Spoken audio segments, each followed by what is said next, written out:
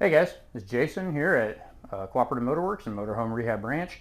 Today we're going to be talking about the fuel venting system. Right here I have in front of me a charcoal canister. You can see it's a little rusting out on the brackets. We'll show you where this goes in the system, what it does. We'll talk about all of that and kind of explain what the original system was and then what we're doing to kind of modernize everything, make it work a little bit better. I'm going to set this down for right now. All right, so I am inside one of my coaches here, and I have original fuel tanks in it, and I'm going to show you on it what the fuel tanks look like from the top side, a side that most of you don't get to see because you've got floor in the way, and what kind of vent lines you have, just how the whole system works. So I don't know how much of this you can see from your vantage point right here, but I've got two fuel tanks. This is the front fuel tank or the auxiliary fuel tank here, and this is the rear or main fuel tank. So the way our system was designed, the back tank is the one that's primarily used to pull fuel from. The front is your auxiliary. So if you switch the switch on the dash to auxiliary, it's going to kick over to the front tank.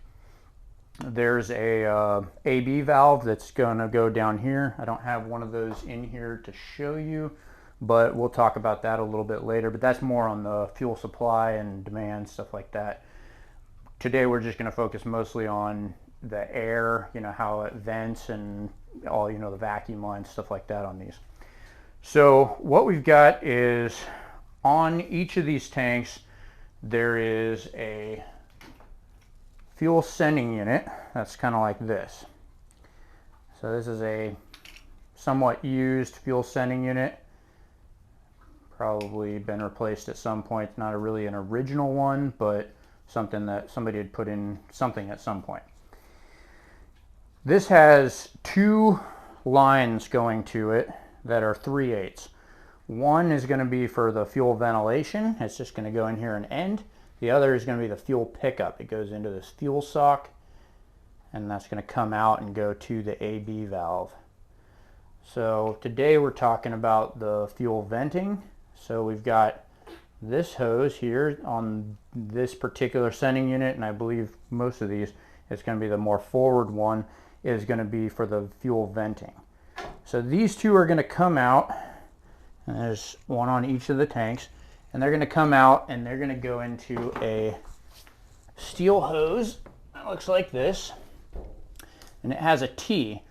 So this piece goes up forward, sitting on top of the frame, between the frame and the body. One thing that we find a lot of times is over the years, with the body pads deteriorating and falling out, they end up actually getting crushed sometimes. So we like to go to new body pads whenever we're doing fuel systems, to keep these from getting crushed. It's 1/2-inch tubing, 1/2-inch outside diameter. It's going to be 3/8 coming into it, and that's going to be going up to your fuel fill. So when you're fueling up, that's how the pressure releases the buildup of forcing all of that fuel to go in through your fuel fill, which you can see the fuel fill tube right here that goes all the way up to the front. So that fuel fill tube, as you're filling it up, it's forcing all that fuel in, which is kind of compressing everything, all the air inside these tanks. And if you've filled one of these up before with the original fuel tanks, almost everybody I know that's done it has had at least one experience where you'll start hearing some gargling noises and then suddenly it'll just shoot fuel back at you. That's the same time that it'll shut the fuel fill off, and you'll just get a bunch of fuel, just geysers out of the fuel cap or the fuel fill port, and just comes down the side of your coach and stuff.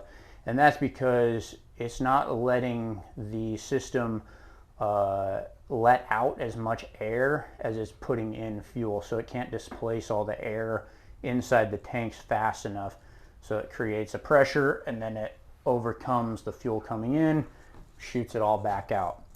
So that's one of the things that we've tried to rectify in the new system, and I'll go over how we've done that, and where we set things up and what parts we replace.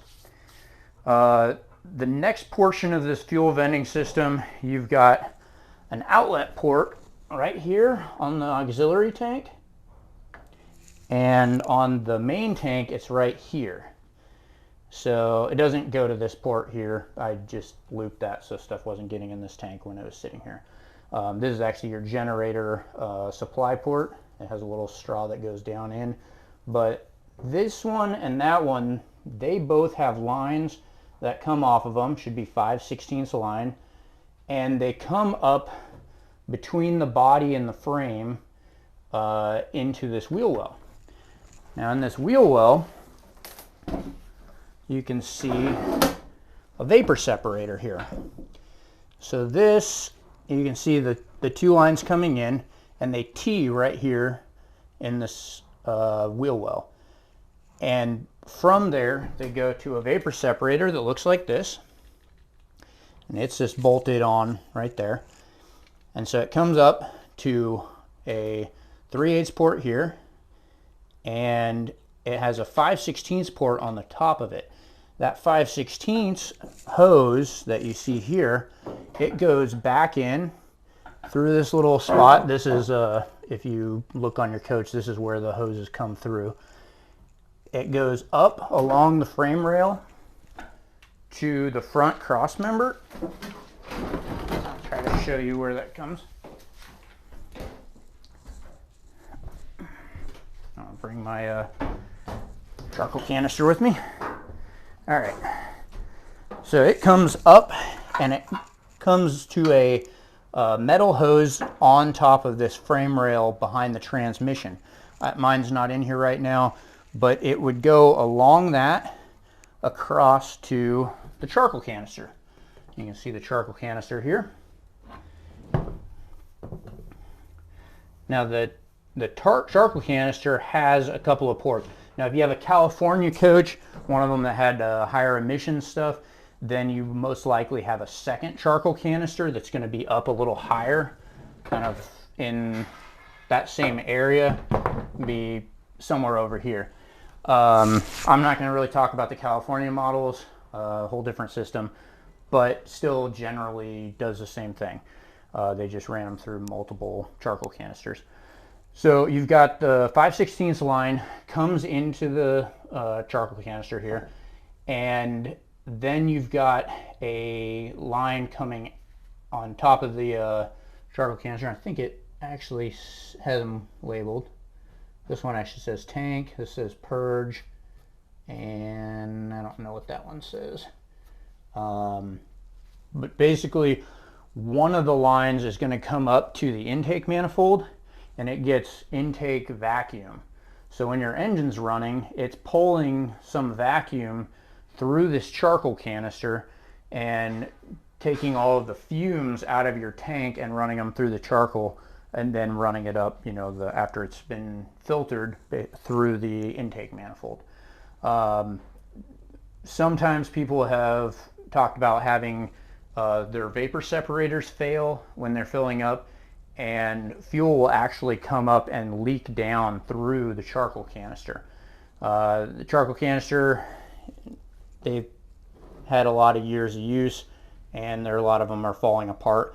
I have one I took apart. We'll talk about that, and I'll show you more close-ups of it inside. But we've come up with a system where we replace both the charcoal canister and the vapor separator with one unit that's not plastic, it's all aluminum, that should do the job of both. And so we'll go and talk about that here in a minute. That's pretty much the system for the ventilation on these coaches, as much as what the original system was. I'm getting a little toasty in here, but yeah, we'll go in and look at some stuff. All right, so we're inside now, and I'm going to show you kind of from when you're filling the coach. We already kind of talked about how it creates too much air pressure inside the fuel tanks. and then it bubbles back out. This is kind of what your fuel fill system looks like. So you've got the fuel door up here, and note how high it is on the body. And from here, you've got the fill tube with the vent right here. So this is your 1/2-inch vent hose that go back to the tank. You've got this much fuel pipe going along the frame back to your tanks. So this is going to be somewhere down here. And so that's a lot of airspace to compress, including all of the tanks. The other problem with our system is that you can fill, if you fill until you top it off until everything stops, you're actually going to have fuel up higher than where your vapor separator and your charcoal canister is. So your vapor separator is just here above, probably about the same height as the wheel, maybe a little bit above that in your wheel well. And then your charcoal canister is actually mounted down level with your frame. So if you top this thing off with fuel, it's going to possibly have fuel go up into this vapor separator. Now the vapor separator's job is got, in here, click inside there, a little check valve that once the fuel gets up in there, it's supposed to shut off and keep fuel from going through the vent line. But the ethanol in the fuel, whatever, or just too much pressure, sometimes these are failing and they're allowing fuel to go forward up into the charcoal canister. So we've had people report these blowing apart from fuel pressure and fuel leaking out right down here. Or if you have a fuel leak up by the front passenger side wheel, then that's your charcoal canister leaking out. And the charcoal canister is not a sealed unit. It will leak if it gets fuel in there. It just falls right through to the bottom. So that doesn't mean that it's necessarily failed, but it still means that you're leaking and fuel is getting through this up into the charcoal canister. So now everyone knows we've been going to a single aluminum fuel tank, which has more capacity, 70 gallons instead of two 25-gallon tanks. And we've got better fuel venting so that you can fuel it up a little bit faster. But we were always being limited by the original vent system because it still was a restriction on how much air could go into the tanks. At one point we were just doubling these up and we had two of them, so it had double the venting that could come through it. But even with that, it seemed that these, even though they're an original GM product stamped, they were failing brand new. They were coming apart at the seams. I don't know what the reason behind that is. My only guess is that the ethanol in the fuel could be a part of the cause. But it got us thinking, how can we make something that's not going to just deteriorate, fall apart, and, you know, everyone wants to get as much fuel as they can in their coaches, so let's build a system that can actually handle that. So what we came up with is, I'm going to come right up next to you guys. All right. So this little guy right here is an aluminum cylinder.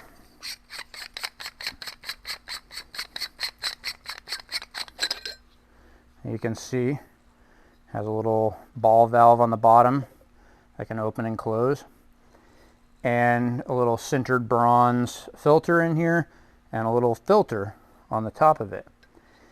And this is something that I came across in my searches, looking for something like this. Just happened to stumble on it. This can act as the entire venting system. It can replace the charcoal canister and the vapor separator. What I like to do with it is I like to mount it up here. Now your horns would normally be right here. You may have to move a horn or something. I think you can still get away with mounting it there and having your horn. So your horn would be about right there. So you should be able to get it in there. You may have to bend the bracket a little bit to make it fit. But if you notice on the body, this actually ends up being higher than the fuel fill. So it's advantageous in that regard that you're not going to have fuel make it all the way up here, because it'd be leaking out your fuel fill before it makes it to this point. Now, I still like to have this under intake vacuum when it's running.